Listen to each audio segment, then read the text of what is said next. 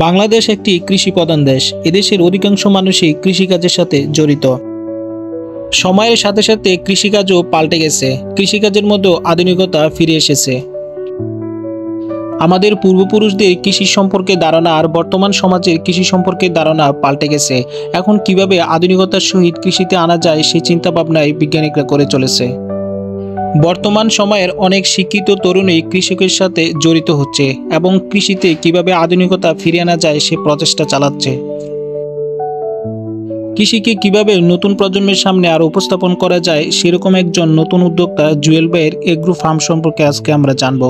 জুয়েল ভাইয়ের এই কৃষি খামার এবং তার পরিকল্পনা সবকিছু আমরা আজ এই প্রতিবেদনের মধ্যে জানবো। জুয়েল ভাইয়ের গ্রাম চরমনিচাকান্দি। 2010 সালে জীবিকার উদ্দেশ্যে তিনি দুবাই পাড়ি জমান এবং সেখানে তিনি 2 বছর অবস্থান করে বিদেশ থেকে দেশে এসে অধিকাংশ লোকজনই যখন কি কাজ করবে তা ঠিক করতে পারে না, ঠিক তখনই জুয়েল ভাই কৃষিকে একটি চ্যালেঞ্জিং পেশা হিসেবে নিজেকে নিয়োজিত করেন। এখন তার রয়েছে 2টি পুকুর যেখানে 8 রকমের পোনা চাষ করা হয় এবং এগুলা তিনি দূর দূরান্তে বিক্রি করে থাকেন। 2টি পুকুরের পাশাপাশি তার রয়েছে একটি কলা বাগান। এখানে সাগর কলা পাওয়া যায় এবং এগুলা একটি চ্যালেঞ্জিং হিসেবে তিনি নিয়েছেন, কারণ আমরা এই কলা এভাবে চাষ করা যায় না। কিন্তু জুয়েল ভাই এটাকে কিভাবে বৈজ্ঞানিক উপায়ে করা যায় সে চিন্তা ভাবনা করছেন। সোনারামপুর ইউনিয়নের মধ্যে সাগর কলা জাতের এরকম চাষাবাদ পদ্ধতি শুধু জুয়েল ভাই এখানে করে থাকেন। বাংলাদেশের কলা বাজারে অধিকাংশ কলাই সাগর কলা জাতের।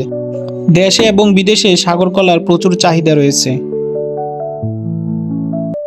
জুয়েল ভাই তার এই কৃষি অ্যাগ্রো ফার্মটি তিনি বৈজ্ঞানিক উপায়ে চাষাবাদ পদ্ধতিটি তৈরি করেছেন। আমরা এদিকে সচরাচর প্রাচীন পদ্ধতিতে চাষাবাদ পদ্ধতি করে থাকি, কিন্তু জুয়েল ভাই চেষ্টা করতেছে কিভাবে আধুনিকতার সহিত আরও এই কৃষিকে অগ্রগতি করা যায় এবং কিভাবে তরুণ প্রজন্মের কাছে এটা আরও উপস্থাপন করা যায়। তাছাড়া জুয়েল ভাই পুকুরের পাড়ে বিভিন্ন সবজি চাষ করে থাকে এবং এইসব সবজি আমাদের পুষ্টি চাহিদা পূরণ করে থাকে।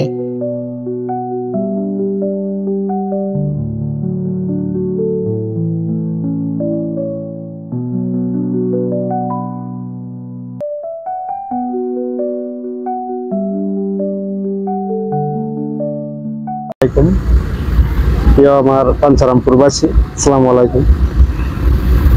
এখন আমার এই পুকুরে সর্বপ্রথম এই রেণু থেকে পোনা উৎপাদন করছি। আমার এখানে প্রায় 8 জাতের 10 লাখের উপরে আপনার পোনা আছে। কারো যদি আপনার প্রয়োজন হয় তাহলে আমার সাথে যোগাযোগ করেন, আমি সুলভ মূল্যে আপনাদের ওইখানে পৌঁছাই দিই। অনেক চেষ্টা আর কষ্ট পরিশ্রমের পরে জুয়েল ভাই আজ সফলতার মুখ দেখেছে।